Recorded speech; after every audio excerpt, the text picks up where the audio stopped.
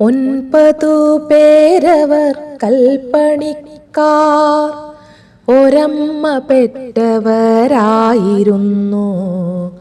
9 പേരും അവരുടെ നാരിമാരൊൻപതും ഒന്നിച്ചു വാണിരുന്നു. അതുകാലം കോട്ടതൻ മുന്നിലായി പുതിയൊരു ഗോപുരം കെട്ടുവാനായി ഒത്തു 18 കൈകൾ വീണ്ടും ഉത്സവമായി ശബ്ദഘോഷമായി.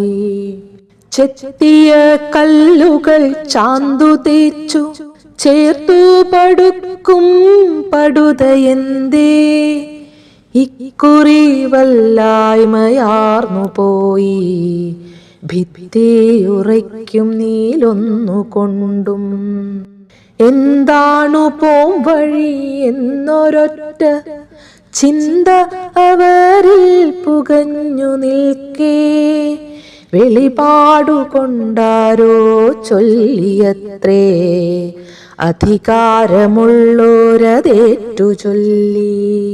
9 ഉണ്ടല്ലോ വധുക്കളെന്നാൽ ഒന്നിനെ ചേർത്തി മതിൽ പടുത്താൽ ആ മതിൽ മണ്ണിലുറച്ചു നിൽക്കും, ആ ചന്ദ്രതാരം ഉയർന്നു നിൽക്കും. 9 ഉണ്ടത്രേ പ്രിയവധുക്കൾ, അൻപിയെന്നോരവരൊന്നുപോലെ ക്രൂരമാമി ബലിക്കായതിൽ നിന്ന് ആരെ ഒരുവളെ മാറ്റി നിർത്തും. കൂട്ടത്തിലേറ്റവും മൂപ്പെഴുന്നോൻ തെല്ലൊരൂറ്റത്തോടപ്പോൾ പറഞ്ഞു പോയി, ഇന്നുച്ച നേരത്തു കഞ്ഞിയുമായി വന്നെത്തിടുന്നവൾ ആരുമാട്ടെ, അവളെയും ചേർത്തി മതിൽ പടുക്കും, അവളിപ്പണിക്കാർ തൻ മാനം കാക്കും.